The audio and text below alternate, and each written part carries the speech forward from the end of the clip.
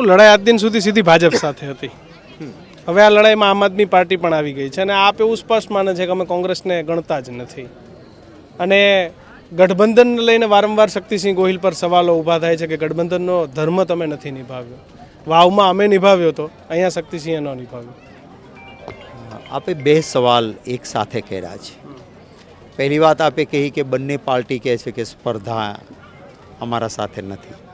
એક જ શતરંજના ચટ્ટા બટ્ટા છે ને એક જ ભાષા બોલે છે, એ તમને આના ઉપરથી ખ્યાલ આવે છે. હરિયાણાની ચૂંટણી આવતી હતી, ત્યાં આમ આદમી પાર્ટીનું કશું જ નહોતું. જેમને જામીન નહોતા મળતા એને રાતોરાત જામીન મળ્યા. હુડ્ડાજીએ છતાં કહ્યું કે આવો આપણે બેસીને થોડી સીટો, તમારું કંઈ નથી છતાં આપવા તૈયાર છીએ. છતાં કહ્યું કે નહીં, અને એવી રીતે ઉમેદવાર રાખ્યા કે જેથી કોંગ્રેસના જ મત તૂટે. આમ આદમી પાર્ટીની એક સીટ ના આવી, મોટા ભાગમાં ડિપોઝિટ ગઈ અને કોંગ્રેસને હારવાનું કારણ બનવા જ આમ આદમી પાર્ટીએ કામ કર્યું. અમે સંયુક્ત પ્રેસ કોન્ફરન્સ કરી હતી.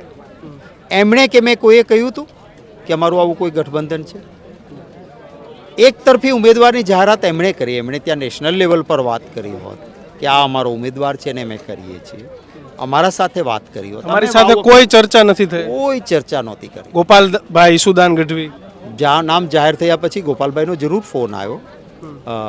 એ મારા તાલુકાના ભાણેજ છે. વ્યક્તિગત રીતે રાજકારણમાં હું દુશ્મનીમાં માનનારો માણસ નથી, પરંતુ એક ગઠબંધનનો પણ ધર્મ હોય છે, વાત કરવાની એક પ્રક્રિયા હોય છે.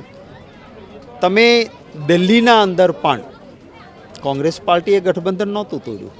એમનો સર્વે, બીજા સર્વે એમ કહેતા હતા કે આમ આદમી પાર્ટીની સરકાર બની જશે. એટલે પહેલી જાહેરાત આમ આદમી પાર્ટીએ કર્યું કે દિલ્હીમાં કોંગ્રેસ સાથે ગઠબંધન નથી. અમે તો ગઠબંધનનો ધર્મ નિભાવ્યો હતો. હું પ્રદેશ પ્રમુખ હોઉં ને જ્યાંથી વર્ષો સુધી ધારાસભ્ય રહ્યો હોઉં, એ ભાવનગરની સીટ એ માંગે. અહેમદભાઈ પટેલના સાથે લોકોની ફિલિંગ સાથે જોડાયેલી ભરૂચની સીટ આમ આદમી પાર્ટી માંગે. અમારા માટે મુશ્કેલ હતું, છતાં ગઠબંધનનો ધર્મ નિભાવવા માટે છાતી ઉપર પથ્થર રાખીને અમે ત્યારે કહ્યું હતું. એટલે રાજકારણમાં ખોટા આક્ષેપો પ્રત્યે આક્ષેપોમાં હું વિશ્વાસ નથી રાખતો. હું કોઈની સામે આંગળી ચીંધું એના પહેલાં મારે મારું પણ આત્મસાધ કરવી જોઈએ. મિત્રો, આવા જ વિડીયો અને શોર્ટ્સ જોવા માટે આજે જ અમારી ન્યૂઝ રૂમ યુટ્યુબ ચેનલને સબસ્ક્રાઇબ કરો.